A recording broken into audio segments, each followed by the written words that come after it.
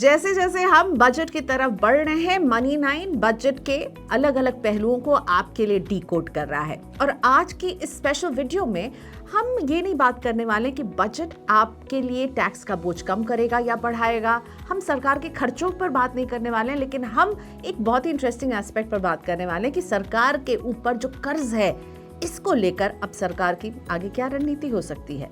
वैसे अगर हम बात करें अपनी अर्थव्यवस्था की, तो आज हम एक बहुत ही क्रूशियल पॉइंट पर खड़े हैं। बीते कुछ सालों में सरकार ने कैपेक्स पर जमकर खर्च किया है, इंफ्रास्ट्रक्चर को रफ्तार दी है और मुश्किल वक्त में अर्थव्यवस्था को संभाला भी है।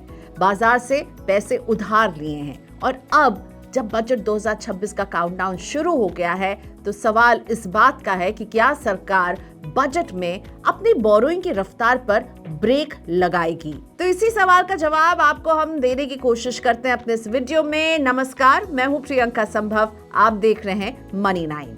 सरकार ने इस बात के साफ संकेत दिए हैं कि अगले वित्त वर्ष से देश के कुल कर्ज को काबू में लाना, यानी डेट टू जीडीपी रेशियो घटाना, उसकी सबसे बड़ी प्रायोरिटी रहने वाली है। वित्त मंत्री निर्मला सीतारमण का यह बयान सिर्फ एक संकेत नहीं है, बल्कि ये बताता है कि सरकार अब लंबे वक्त में इकोनॉमिक स्टेबिलिटी पर फोकस करने वाली है। अब आप पूछेंगे कि ये डेट टू जीडीपी रेशियो आखिर होता क्या है, तो आम भाषा में इसे मैं समझाने की कोशिश करती हूँ। डेट टू जीडीपी रेशियो हमें बताता है कि देश की इकोनॉमी में कर्ज का हिस्सा कितना बड़ा है। अगर किसी देश की जीडीपी तेजी से बढ़ रही है और कर्ज सीमित है, तो इसे माना जाता है कि इकोनॉमी की सेहत ठीक ठाक है। लेकिन अगर वही कर्ज जीडीपी के मुकाबले बहुत ज्यादा हो जाए, तो सरकार पर दबाव बढ़ता है।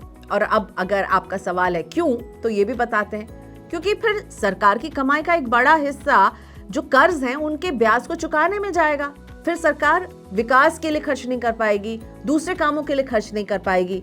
और हाल ही में वित्त मंत्री निर्मला सीतारमण ने साफ कहा है कि सरकार का अगला फोकस सिर्फ फिस्कल डेफिसिट के टारगेट को हासिल करना नहीं होगा, बल्कि अब सरकार का टारगेट देश के डेट टू जीडीपी रेशियो को कम करने पर भी होगा। और सरकार की ये रणनीति फाइनेंशियल ईयर 2026-27 से साफ दिखाई भी देगी। वित्त मंत्री ने खासतौर पर राज्य सरकारों के बढ़ते कर्ज पर चिंता भी जताई है। उनका कहना है कि कुछ राज्यों में हालात ऐसे हो गए हैं कि सरकार की कमाई का एक बड़ा पोर्शन जो है सिर्फ ब्याज को चुकाने में ही खर्च हो जा रहा है। मतलब नए स्कूल, अस्पताल, सड़क, रोजगार योजनाएं, इन सब के लिए पैसे की कमी पड़ सकती है। इसीलिए केंद्र सरकार चाहती है कि राज्य भी FRBM कानून के दायरे में रहकर अपने कर्ज को कंट्रोल करें। FRBM कानून यानी कि fiscal responsibility and budget management act. ये कानून सरकारों को ये तय करने में मदद करता है कि कितना कर्ज लिया जाए, कितना घाटा रखा जाए और सरकारी खर्च में कैसे बैलेंस बनाया जाए। इसका मकसद यही है कि सरकारें जरूरत से ज्यादा कर्ज में ना फंसे और अर्थव्यवस्था लंबे समय तक मजबूत बनी रहे। सरकार ने ये साफ कर दिया है कि कर्ज घटाने का मतलब विकास रोकना नहीं है। इसके लिए रणनीति 3 स्तरों पर होगी। पहला, ग्रोथ को तेज रखना, यानी इसकी स्पीड को मेंटेन रखना है। अगर जीडीपी तेजी से बढ़ती है, तो डेट टू जीडीपी रेशियो अपने आप नीचे आता है।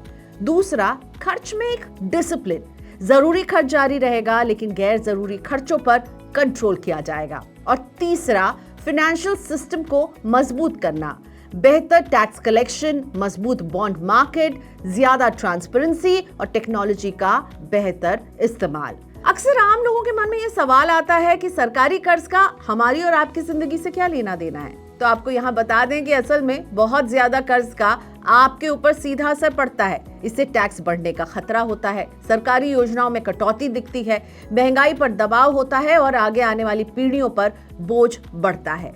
और अगर सरकार आज संतुलन नहीं बनाएगी, तो आने वाले सालों में ये मुश्किलें और बढ़ती चली जाएंगी।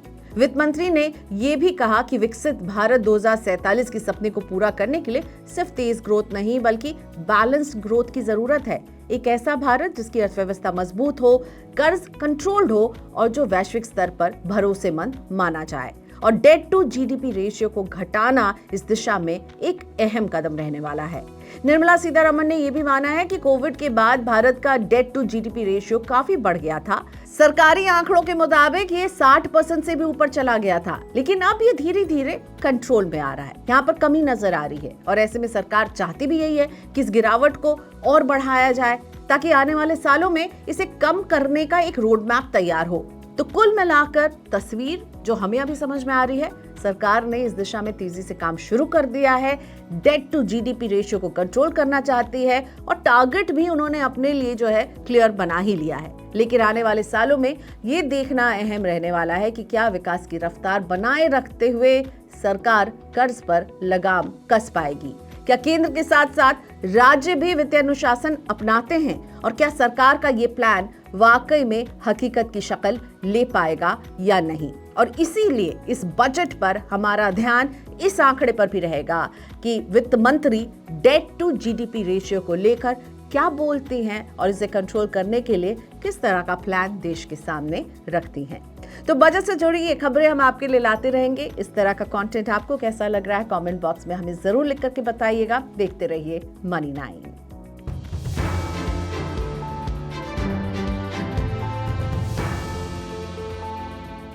ग्लोबल संकेतों के दम पर कैसे खुलेंगे हमारे बाजार?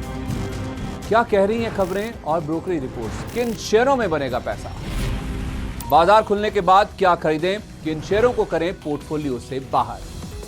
कैसा रहा बाजार का दिन भर का कारोबार? कैसे तैयार करें कल के बाजार की स्ट्रैटेजी? इन सब सवालों के जवाब जानिए मेरे साथ ओपनिंग बज और क्लोजिंग बज में इन वक्त पर सिर्फ मनी 9।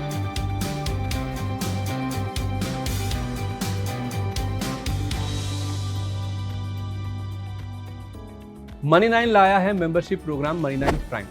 अब आपके दिमाग में कई सारे सवाल होंगे, मसलन आखिर क्या है ये मनी 9 प्राइम, आपके लिए यानी दर्शकों के लिए इसके क्या फायदे हैं, और एक बड़ा सवाल ये कि मनी 9 प्राइम से आखिर जुड़ना कैसे है। तो इसकी पूरी जानकारी हम आपको देने जा रहे हैं। मनी 9 प्राइम में 3 प्लान होंगे, इकोनॉमी, स्टैंडर्ड और वीआईपी। तो फटाफट ज्वाइन कीजिए यूट्यूब पर मनी 9 प्राइम। ज्वाइन करने के लिए मनी 9 के यूट्यूब पेज पर जाइए, होम पेज पर मिलेगा ज्वाइन बटन, इसे क्लिक करें, अपनी पसंद का प्लान चुनें और बस हो गया, अब आप रहेंगे सबसे आगे।